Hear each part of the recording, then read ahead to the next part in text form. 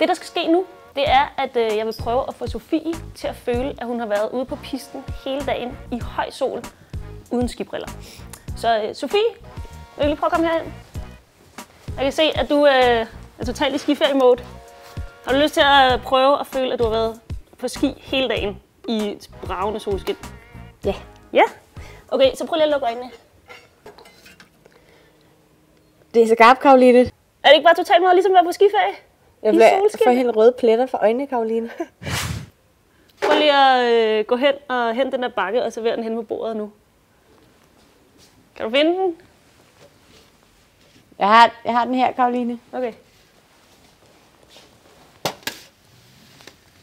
Det, som Sofie hun oplevede, det kender alle folk, der dyrker vintersport. Det er det her med, at man bliver sådan blændet, fordi der kommer for meget lys ind i øjnene. Jeg blændede Sofie med en lampe, men når man er ude i sneen, så kender man det fra, at solens stråler de bliver reflekteret af sneen, og så kommer der alt for meget lys op i øjnene. Så bliver man blændet, så kan man ikke rigtig se noget.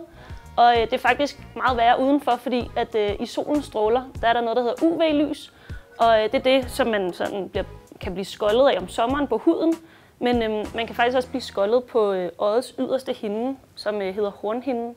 Og så bliver ens blik sådan helt sløret i op til nogle dage faktisk. Hvordan har du nu, Sofie? Jeg har stadig lidt pletter for øjnene.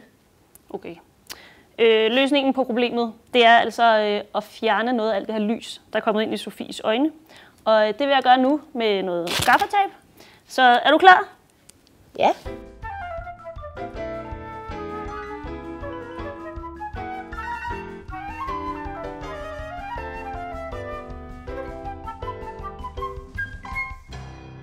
Er det bedre nu, Sofie?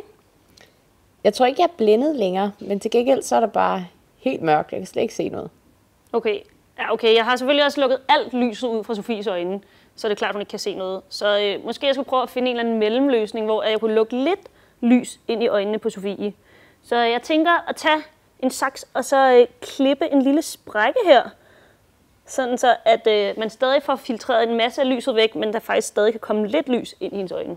Så det vil jeg gøre nu med den her saks. Jeg er lidt bange, Karoline. Det skulle det ikke være. Jeg har næsten kirurgiske egenskaber. Det er altså virkelig vigtigt, at I aldrig gør det her derhjemme.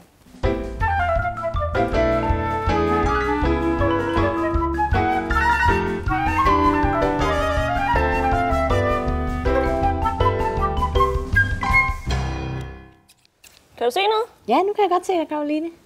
Nu skal vi se, om Sofies nye hjemmelavede solbriller er gode nok til, at hun faktisk kan se denne her tallerken med rejer, hun hentede før. Så skal vi lige teste, om hun kan spise rejerne fra tallerkenen. Er du klar på den, Sofie? Ja, Karoline. Vær så god. Der er faktisk ikke den store forskel på de hjemmelavede gaffatape-briller, jeg har lavet til Sofie, og så almindelige solbriller. Jeg må sige, jeg ser lidt bedre end før, men det er ikke rigtig godt. Jeg vil nok hellere have mine rigtige solbriller på.